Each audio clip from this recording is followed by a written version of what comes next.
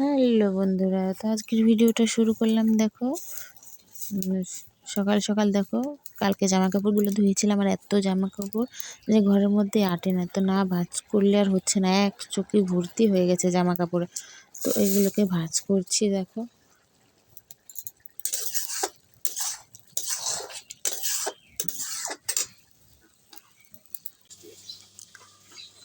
ঠিক আছে বন্ধুরা, তো দেখো এত জামা কাপড় হয়েছে কি বলবো, আর অনেক অনেক, তো সেগুলো কিন্তু গোছগাছ হচ্ছে। আর ভিডিওটা দেখতে দেখতে বললো তোমরা কোথা থেকে দেখছো, অবশ্যই কমেন্ট করে জানাবে, ঠিক আছে।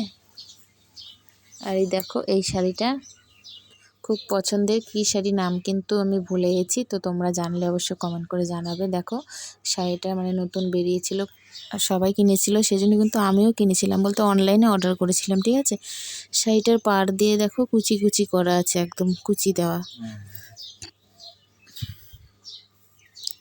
তো পরলে পরে ভালোই লাগে, খারাপ লাগে না। তো সেটাকে পরেছিলাম, তো ভাঁজ করছি সেটাকে।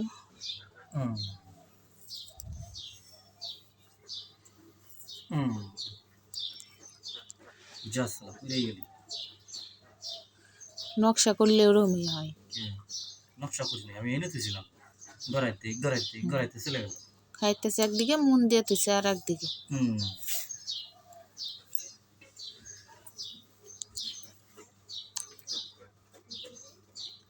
তো তারপর দেখো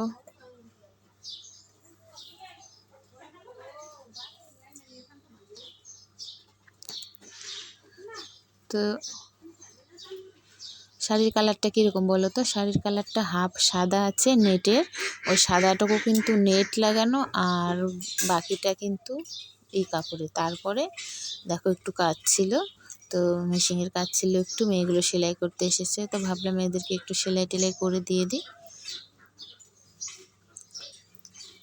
তারপর স্নান দান সারবো, তো ততক্ষণ সেলাইগুলো করে নিই। আর দেখো একটা বাচ্চাটা বসে আছে, কি সুন্দর কিউট বাচ্চাটা, দেখতে খুব সুন্দর। আর ও, আমি সেলাই করছি যে বোতামগুলো আছে, ও সেগুলোর দিকে দেখছি।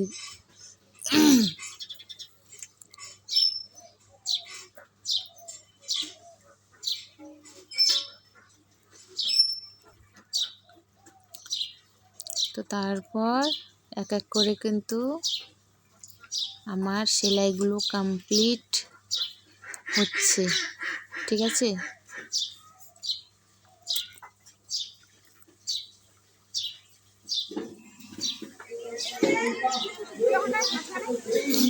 তারপর দেখো চলে এলাম পরের দিনে সকালে, মেয়েকে রেডি টেডি করে স্নান দান সেরে চলে এলাম স্কুলে।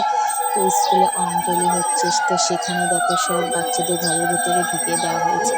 তো তারপরে আমরা পেছন থেকে দাঁড়িয়েছি সব মাগুলো, আর বাচ্চাগুলোকে সামনে দেওয়া হয়েছে।